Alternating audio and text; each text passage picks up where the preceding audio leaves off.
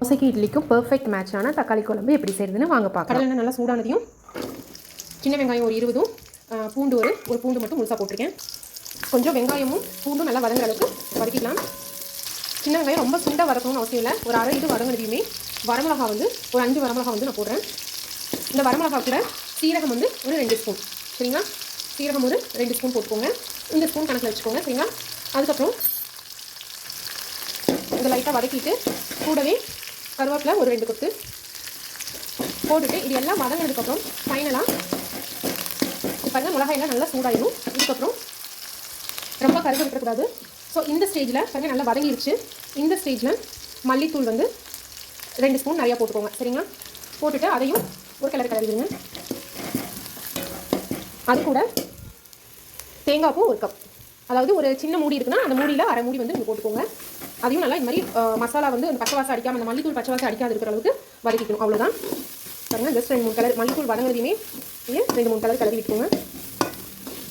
நம்மளுக்கு தக்காளி குழம்பு தேவையான மசாலா ரெடி ஆகிடுச்சு. இது நல்லா ஆற விட்டுக்கலாம். ஆற விடும்போது நம்ம 3 தக்காளி சும்மா இப்படி ஆட் பண்ணி நம்ம வதக்கணும்னு அவசியம் இல்லை. கரெக்டாக 3 தக்காளி போட்டிருக்கேன். நான் கொஞ்சம் பெரிய சைஸ் தக்காளியாக போட்டு நல்லா கலக்கி விட்டுக்கோங்க. அந்த சூடோட லைட்டாக இருந்தால் போதும். அடுப்பு ஆஃப் பண்ணிடலாம். ஆறுனதுக்கப்புறம் இந்த மாதிரி மிக்ஸி ஜாரில் மாற்றி நல்லா ஃபைன் பேஸ்ட்டாக அரைச்சிக்கோங்க. குறை நல்லா அரைக்கக்கூடாது, நல்லா பேஸ்ட்டாக அரைக்கணும். அரைச்சி காமிக்கிறேன் பாருங்கள். இந்த அளவுக்கு நல்லா ஃபைன் பேஸ்ட்டாக அரைச்சிடணும். நல்லா காஞ்சதையும் மறுபடியும் கடலை எண்ணெய் ஊற்றிருக்கேன். ஊற்றிட்டு எண்ணெய் சூடானதையும் கடுகு 1 ஸ்பூன், கடுகு நல்லா இந்த மாதிரி பொரிஞ்சதையும் கருவேப்பிலை 1 கொத்து. அதுக்கப்புறம் நம்ம ஃபைனாக அரைச்சி வச்சுருக்க பேஸ்ட்டு சரிங்களா. இது தோசைக்கு இட்லிக்கு எல்லாமே பெர்ஃபெக்ட் மேட்சாக இருக்கும் இந்த தக்காளி குழம்பு. ஸோ இது நிறைய காணும் சரிங்களா. ஒரு 3 தக்காளி போட்டிங்கனாலே ஒரு 4-5 பேர் தாராளமாக சாப்பிடலாம். 5-6 பேர் தாராளமாக சாப்பிடலாம். இப்போ இதை நான் கெட்டியாக அரைச்சது அப்படியே ஊற்றிருக்கேன். அது கூட இப்போ உள்ள தக்காளி அரைச்சதெல்லாம் இருக்கும் இல்லைங்களா, இந்த மாதிரி கொஞ்சமாக தண்ணி ஊற்றி கொஞ்சம் நிறையவே ஊற்றிக்கலாம். ஏன்னா தேங்காய் பூ போட்டுருக்கிறதுனால நிறையா கெட்டி ஆயிடும் சீக்கிரமாக. அதனால் தண்ணி கொஞ்சம் ஆட் பண்ணிக்கோங்க. இப்போது இந்த கெட்டியில் இருக்குது. இன்னும் கொஞ்சம் நம்ம தண்ணியை ஆட் பண்ணிட்டோம்னா கொதிச்சு தேங்காய் பூவெல்லாம் நல்லா கொதிச்சு வரும்போது இன்னும் நல்லா கெட்டியாகிக்கும். ஸோ இந்த அளவுக்கு நீங்கள் தண்ணி வச்சுக்கோங்க சரிங்களா.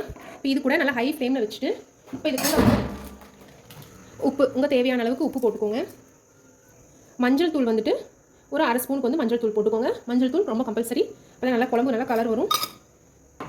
இப்போது ஒரு கிளறி விட்டு மூடி வச்சிடலாம். ஒரு 3 மினிட்ஸ் நல்லா ஹை ஃப்ளேமில் கொதி வரட்டும். 5 மினிட்ஸ் ஆயிடுச்சு. ஓப்பன் பண்ணி பார்க்கலாம். நல்லா சலசலன்னு கொதிக்க வந்துருச்சு. இப்போது சிம்மில் வச்சு ஒரு 5 மினிட்ஸ் விட்டுலாம் சரிங்களா. கொஞ்சம் நல்லா எண்ணெய் திரண்டு வரும். இப்போ ஃபைனலாக சிம்லேயும் ஒரு 5 மினிட்ஸ் ஆயிடுச்சு. நல்லா எண்ணெய் திரண்டு வந்துருச்சு. நீங்கள் உப்பு மட்டும் பார்த்துட்டு தோசைக்கு பரிமாறிக்கலாம்.